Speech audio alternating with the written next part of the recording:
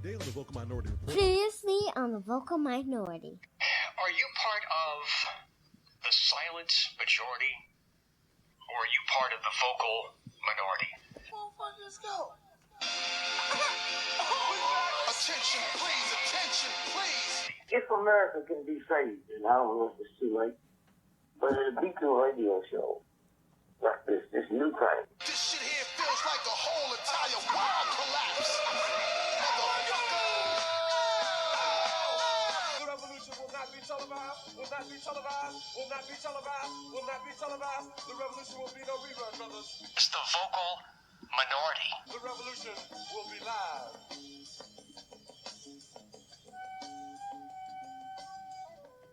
Today on the Vocal Minority Report, I'll give you my thoughts on Harriet.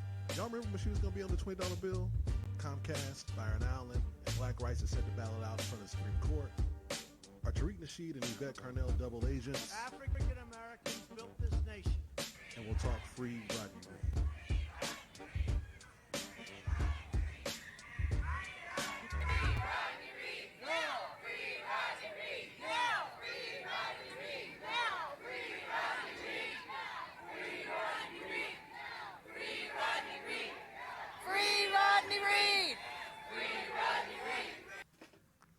Hey, what's good? Welcome to the Vocal Minority Report. It is your boy, Melvin Glasgow, MC.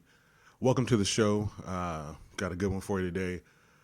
Let's go ahead and get right into it. First things first, in exactly 1 week from today, Rodney Reed is scheduled for execution for the 1996 murder of 19-year-old Stacey Stites. Hopefully by now you have heard about this case and Rodney's sustained claims of innocence. He's maintained his innocence from day one.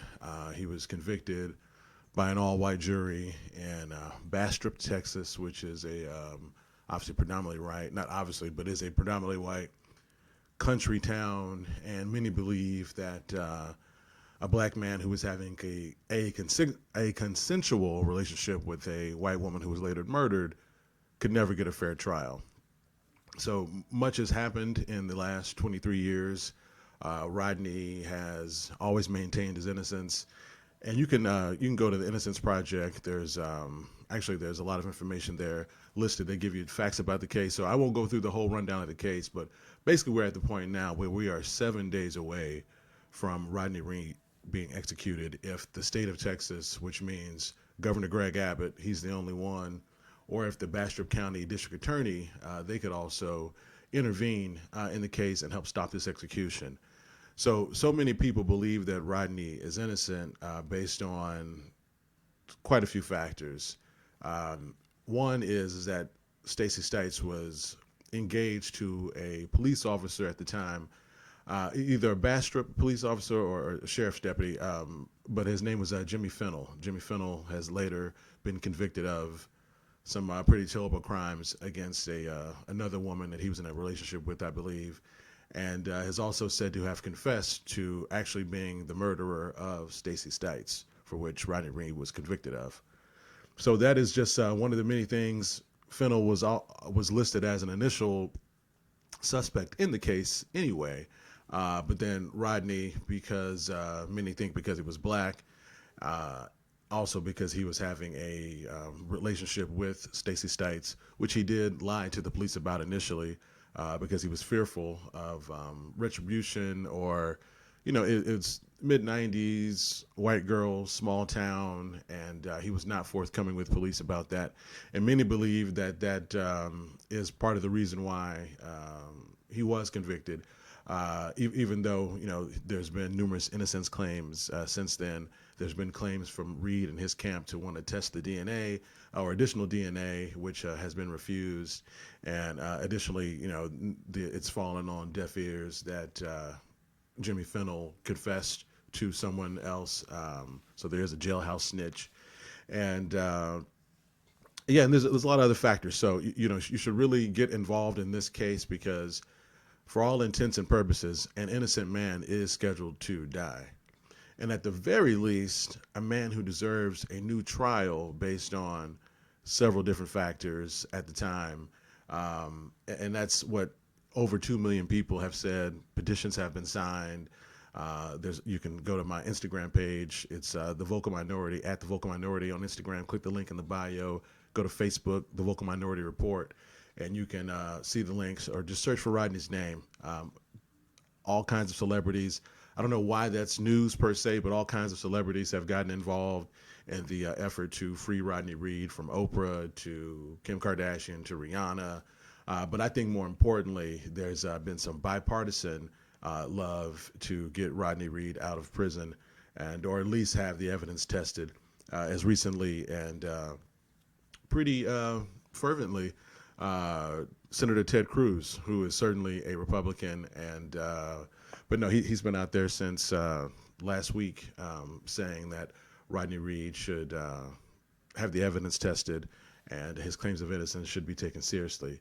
So we will see what Governor Greg Abbott has done. He is under an immense amount of pressure, but he also knows that he controls the cards. So we will see what happens. Hopefully he is not super interested in playing with a man's life, because at the end of the day, wouldn't you want to just get it right? You know, we could all be wrong, but wouldn't you want to get it right? You know, I'm definitely against the death penalty. I've said that before. I think we should abolish the death penalty. I know for certain, without being able to name an actual name, but as many wrongfully convicted people have been exonerated, you know that means that there have been innocent men and women put to death. And this is a extremely clear-cut case that needs to be reviewed, that needs to be stopped. So everything you can do in the next 7 days to affect change and help save the life of Rodney Reed, please do. You can call your senators. You can call Greg Abbott's office. There are a lot of action items. I'll put them down in the notes, and follow me on social media. Follow Dallas Citizens for Change. Follow Lee Merritt. Follow Sean King. They have committed for the last 2 weeks, I think it is, to devote pretty much all of their time to helping get Rodney Reed free. So no matter your opinion on Lee Merritt especially, he's trying to help get a man out of prison in this specific instance. So let's make sure that we help support the movement, and hashtag Free Rodney Reed. It certainly needs to be more than just a hashtag, because like I said, the evidence is overwhelming that he did not do it. And at the very least, we know that it needs to be reviewed. So do what you can to help support Rodney Reed. Check out all the Facebook pages and groups, and follow me, the Vocal Minority Report, and the Innocence Project, because I mean they really have taken this on. So make sure you follow the Innocence Project. All right. So okay, I need a good interstitial. There's not a good way to move from a condemned man to talk about a movie, but that's what we're going to do. So let's get on to Harriet, something a little less serious, obviously, than a man's life literally hanging in the balance. But this movie has really taken on a life of its own in the last, I guess since it's been out, because a lot of people have asked me, hey, are you going to see it? You know, what do you think? Have you seen it? And I've certainly seen a whole lot of back and forth between people, how they feel about the movie, how they feel about the director, and things of that nature. So I want to give my positioning statement on the movie Harriet. So a couple things, right? I haven't seen it. Okay, so I'm going to talk about a movie that I have not seen, but so bear with me here. So I have not seen the movie, and that's kind of a complicated reason. Okay, so the first answer is I'm not into slave movies. Don't know that I ever have been. I finally saw Django years ago, after it was out for years, after my father convinced me, almost begged me, sat me down and made me watch Django, because of what it meant to him. You know, it was just a very good movie. Watching Jamie Foxx, you know, grab that whip and beat and kill them. You know, that kind of visceral feeling that you have for a movie like that, where you actually have a hero who is a slave, versus some of the other more traditional tellings of the story that I don't know if they really glamorize slavery, but to me, they don't give it the proper historical context, because they're making a movie. So I would rather not see that part of history. I'm not a big fan of watching history. What would you call it? Movieized anyway, uh, fictionalized. Is that the right term? So, I'd rather watch a documentary or listen to subject matter experts, see archival footage. Give me some real depth. That's how I prefer my art, especially when it comes to something like as critical as telling the story of Harriet Tubman and what she did for freedom, for black people, for enslaved people. So that's my positioning statement. Not a fan of slave movies, but when I saw the trailer for this movie, and I don't go to, you know what, let me start over or go back. I don't go to the movies anyway. Ever since I was a teenager, I fall asleep in the theater. Like people, now might want to blame it on, a couple other indulgences, but I just fall asleep in a movie theater. I don't know what it is. It could be 1 o'clock in the afternoon, 11:30 in the morning, midnight. Your boy's probably going to fall asleep. Been doing that since I was a teenager and would snore back then and will snore now on you. So, but that's not why I don't go. It just is not my thing. I'd rather sit at the crib and really enjoy the movie. And I think a lot of times these big releases that are out in theaters just aren't necessarily my cup of tea. But that's a whole other topic on Hollywood and independent media and movies. But back to this movie, right? So with Harriet, saw the trailer and I was like, oh yeah, I can get behind this. This looks dope. I want to see this. I want to see this black woman. I want to see this story told. It's directed by a black woman, and the trailer had me juiced up. Wanted to see it. So, and then I thought I had an in to be able to get the director of the film on the show.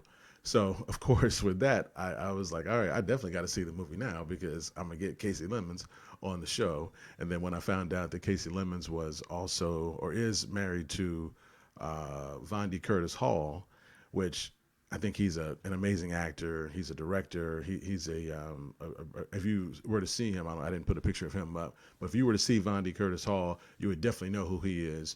But Casey Lemons obviously is renowned in her own right. She's the director of Eve's Bayou. She's got several other films she's directed, and she's a black woman. So I'm thinking, okay, I can dig this. And like I said, I thought I had a small an opportunity to get her on the show to do an interview. So I was looking forward to it. And then came the backlash. So, and not that influenced my reaction. Really, when I didn't get on the show, that's what kind of caused me. I got salty, and I was like, I ain't gonna see your little raggedy movie.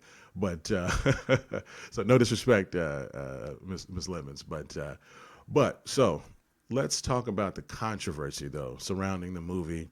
I said that I don't like slave movies. Casey Lemons, the director, says this is not a slave movie. This is a freedom movie. Okay, so now obviously that could be a bit of semantics there, but I've seen a lot of talk from black people, faux intellectuals, lay people, everyone giving their commentary on the movie. I've seen people flip-flop back and forth from having seen the movie, saying how wonderful it is, and then when they see the negative criticism from folks questioning the historical accuracy of the movie, commenting on the white savior, villainizing the black overseer, all the things that I've heard about this movie, that has then colored someone's opinion who already saw the film and gave it a great review. I think that's odd, but I get it because opinion, certainly someone else's opinion can sway your opinion. But if you go see a movie and you decide that you enjoy that movie, if you consume art and it's your thing, I don't think that you need to apologize for enjoying that movie. Just like I don't think I need to go see it because I'm not into slave movies. And her explanation of this is a freedom movie doesn't really move me. But it's interesting though, because it puts us in a place where, and I'm going to get into this a little more here later in the show, but it puts us in a place where it pits black people against other black people. Because if you somehow go see this movie as a black person, you are a sellout, or you could be a sellout because you are giving your dollars to NBC Universal, who is a Comcast company. We know the troubling relationship that I mean, they're at the Supreme Court this morning. Comcast v. Byron Allen and his ventures there. So But I saw another guy who I respect, who's a podcast host, saying how much he loved the movie. Okay, and so for me, I think both are okay because you have to understand what you're consuming. You're consuming a piece of art, someone's interpretation of a 200-year-old story that none of us have well, I shouldn't say that most of us don't really have the full historical context for. And if you're going to see a movie, a film, and you're expecting to get 100% accuracy, then you probably shouldn't go to the movie theater. And if you do, then why are you complaining? I mean, this is a true story made into a movie for the masses, produced by a major company that is 99% white. I mean, I applaud Casey Lemons for making the film, but I think this draws the larger issue with black people and how they spend their dollars. You know, if we, and I don't, but if we don't go, but I spend my entertainment dollars in other ways. But if you don't go support that movie and you spend those dollars on independent black movie and media, and that could be Kev on Stage, that could be me, the Vocal Minority Report, any show you can think of. I mean, whoever you're into, but you spend your time and your dollars on that, then you don't have to worry about Comcast and the unfortunate nature, because at the end of the day, and we're about to get into Comcast and NBC Universal and Byron Allen, that Comcast and these major companies, they own everything. My real question is, what happened to Harriet Tubman on the $20 bill? Where's the outrage of folks, and why aren't we talking about Harriet not being on the $20 bill anymore? Like, that should be the focus of people's discourse, historical inaccuracies and all that. But if you want to honor the woman or continue to honor the woman, then this move right here should have been what we're focused on. The Elijah Cummings, who has been much praised in his death, I don't know his whole record, but I know that he and Republican Senator John Katko were behind this movement to get Harriet Tubman on the $20 bill, a movement that stopped because of President Trump. So to me, that's where we need to spend our time and focus. If you're worried about representation, imagine if all these people had to carry that bill in their wallet. If you talk about representation, tell that story. When she's on the $20 bill, there will be more stories about Harriet Tubman.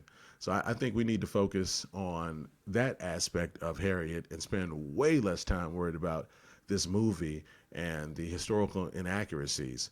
Now, I do understand that for white America and those who may not be as knowledgeable about that story, and honestly, in 2019 and 2020, how knowledgeable are any of us about the Harriet Tubman story anymore? I remember she was hit in the head with a piece of wood, I believe it was, or an anchor. What was it? She was. I know the old story, but I don't know that I've fully shared that with my children as of yet, and perhaps that's a flaw of mine. But I would not take them to go see this movie and expecting them or this to be their entree into Harriet Tubman and who she is and who she was in history and culture. I would not depend on Casey Lemons for that. I would not depend on NBC Universal and Comcast for that. I wouldn't depend on the teachers in school, because we know those books are changing. They want to call slaves domestic servants, or now that they don't want to refer to people as slaves anymore. So that's what I have for on the Harriet Tubman and the $20 piece, or the Harriet Tubman and the $20 piece. But again, I think we need to really focus on the efforts to get that moving. They already had the $20 bill pressed up. So in light of Elijah Cummings' death and to honor his movement, I think that's what people should focus on. John Katko, we need to focus on him, holler at him and say, hey, where are we at with getting this $20 bill done? And that, to me, will be how you pay homage to the great Harriet Tubman and we don't have to worry about slave movies and representation. The $20 bill is not going to solve things, but it's certainly going to put us in a better path than where we currently are. Oh man, I'm hitting these buttons, so sorry about that. So you're gonna see something here. All right, okay, okay. So here we go. Let's talk about another topic that's really big right now. I already started talking about Comcast and NBC Universal, and now everyone's all outraged when they find out who produces this movie. Meanwhile, how many movies a year does NBC Universal make? How many television shows do you watch and consume? How many episodes of The Office have you seen? So, I appreciate the outrage, but if we're going to be focused and boycott, then we have to be strategic and boycott everything. We can't just focus on one movie and one black director, because at the end of the day, I remember when I had Kevin Avery on the show, and I was talking about slave movies and my disdain for them, and him as an actor, as a comedian, as an Emmy Award-winning writer. He writes on Last Week Tonight with John Oliver. Yeah, he was saying, well, they are actors, and part of the gig is to get a job, a good paying job, and pay for that. So, I'm not excusing it, but I also see both sides of it, because if that's the kind of artwork that exists for you to be able to do what you want to do in your chosen field, and you don't have the resources and infrastructure to make something else yourself, then what else should you be acting in? Now, that leads me to our next topic, and that has to do with NBC Universal, Comcast, and Byron Allen.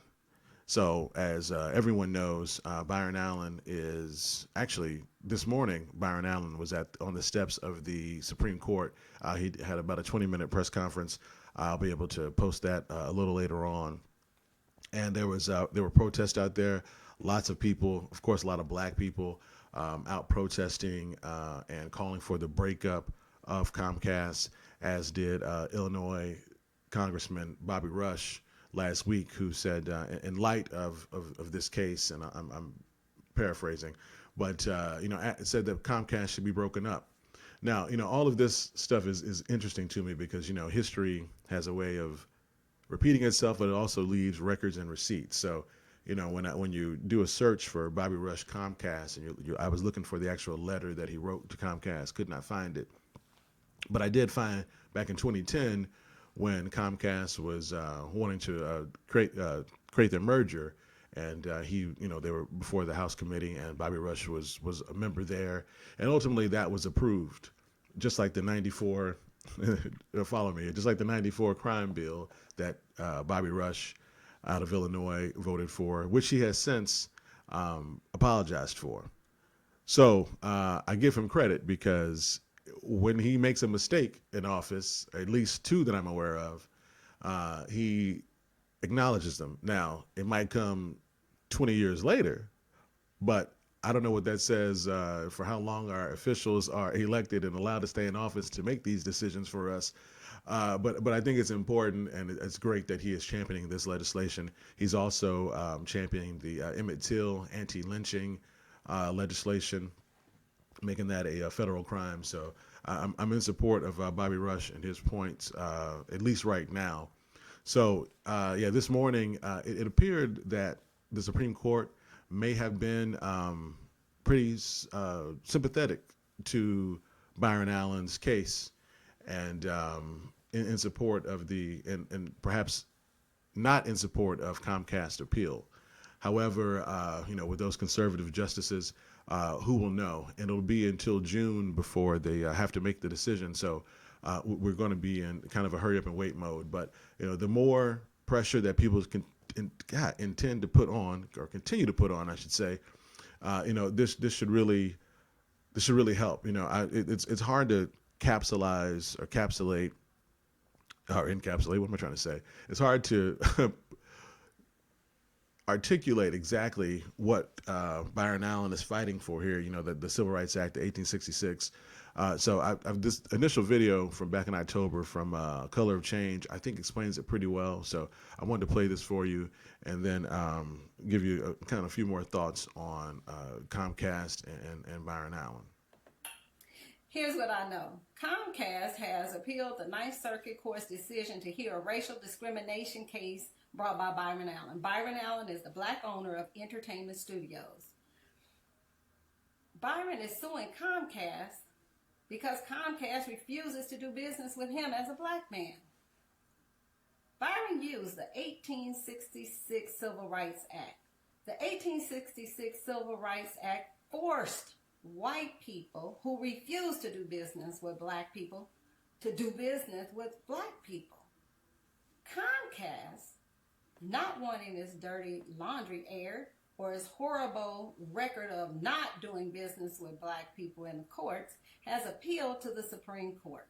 It is asking the Supreme Court to rewrite the 1866 Civil Rights Act to require Byron Allen and all those who come behind him to prove that race was the sole reason they're being denied opportunities that are lavishly afforded to white Americans. As an educator, I fight for black, brown, and poor children to receive the same opportunities as other white children. Please join me. African Americans built. Man, I keep hitting the wrong button. Okay, so yeah, I mean, so that I think that she explained it pretty well there. What we're looking at and why it's so important.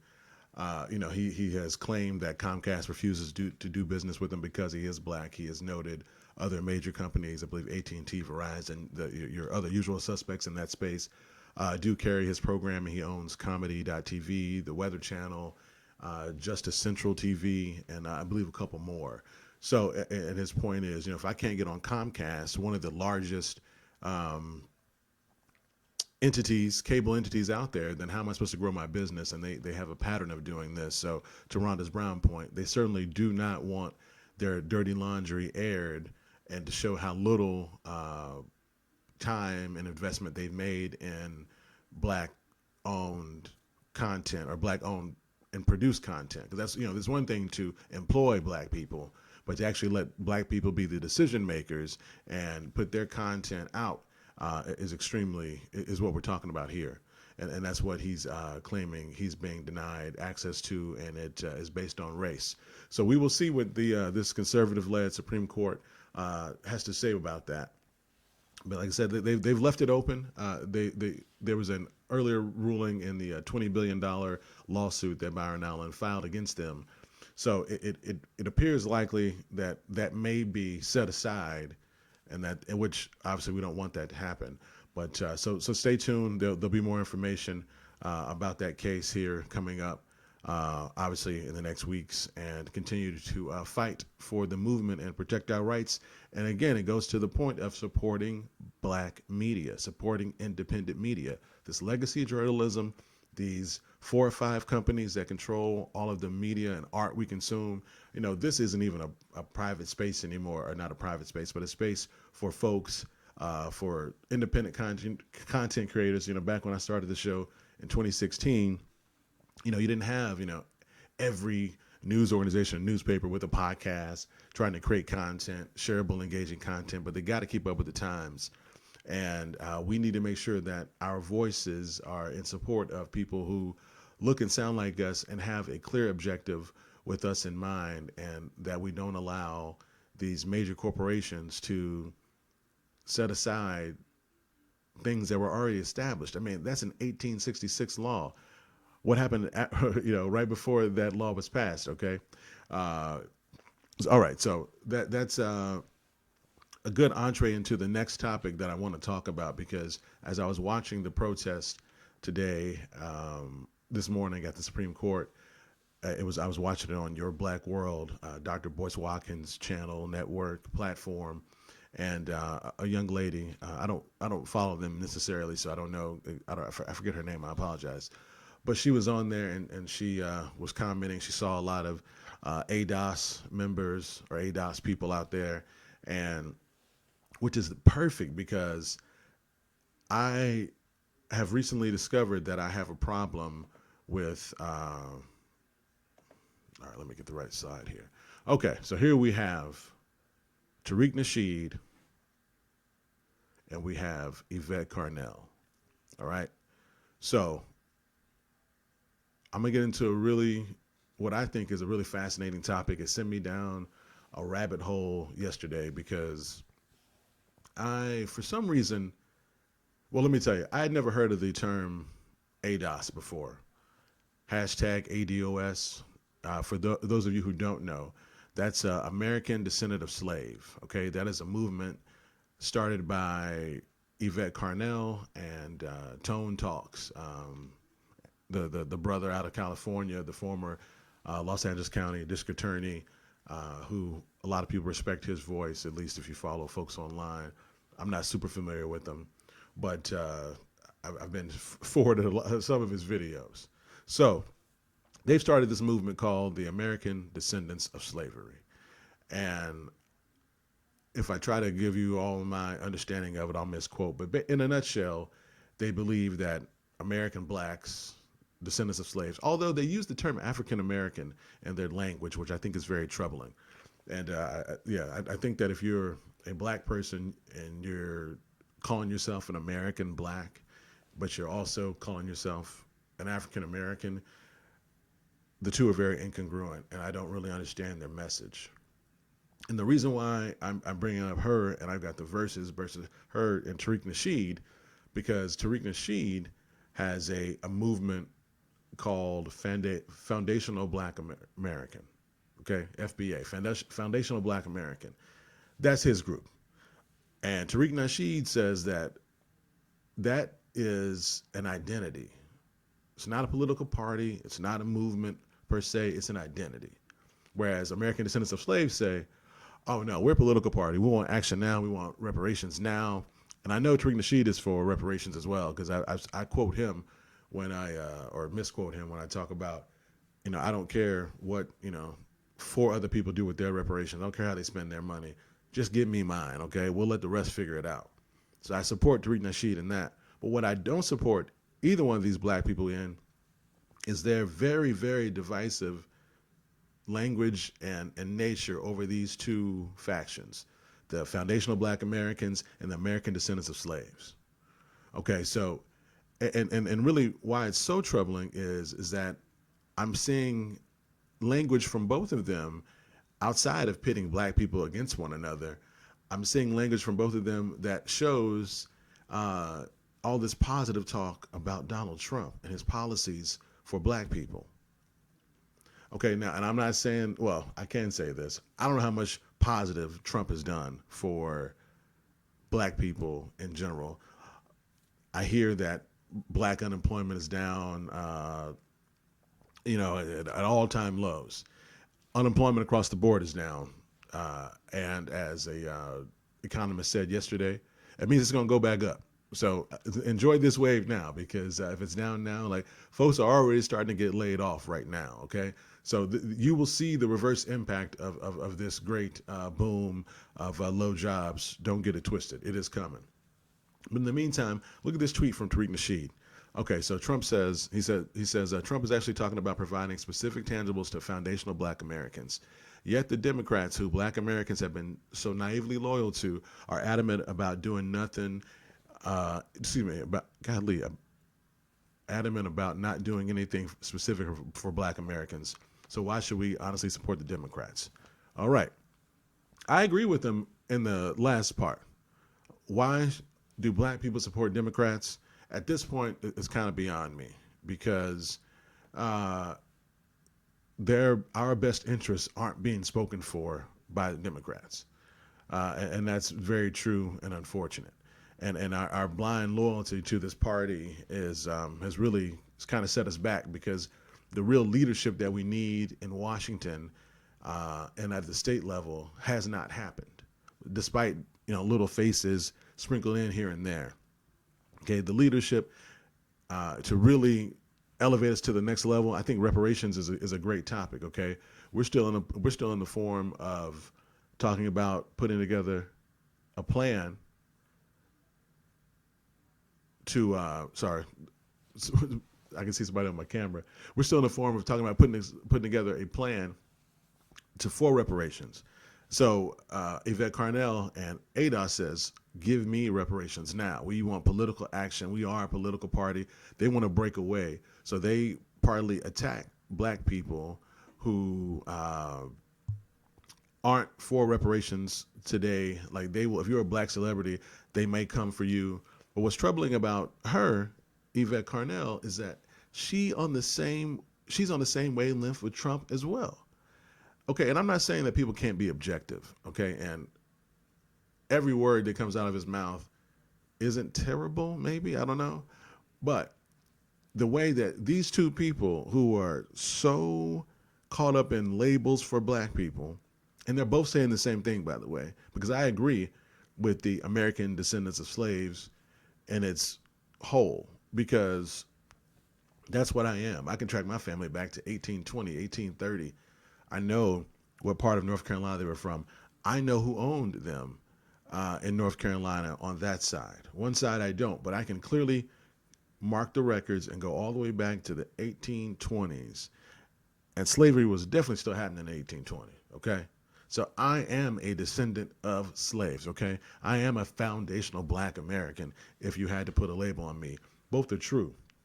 But I'm certainly not going to fight with another black person, verbally or otherwise, about that level and that language, and because that's what's happening. Both of these parties, while backing Trump in certain ways, are then creating division between black people. So that's why I call them double agents. Or I asked the question at least, are Tariq Nasheed and Yvette Carnell double agents for Donald Trump? Okay, check this out. Tariq posted this here recently. African Americans built this nation. You built this nation. You know, you're just starting to get real credit for that. Okay, I don't know if you know that. You're just starting to get, you built the nation. We all built it, but you were such a massive part of it. Bigger than you were given credit for. Does that make sense? Right? I can't stand how condescending my man is. You get it? You niggas get it? We did. I mean, you did it, but we did it.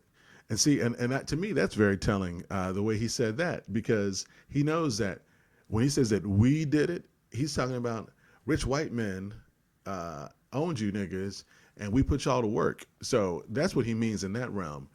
Don't fall for the okie doke people, okay? Don't fall for black people trying to create division amongst black people. Okay, we need to be on a unity tip. All right, we don't need to seek out a leader, a label. We need to stand collectively for the rights for all Americans, because those rights are rights that we are afforded because we are from here. We are American, okay?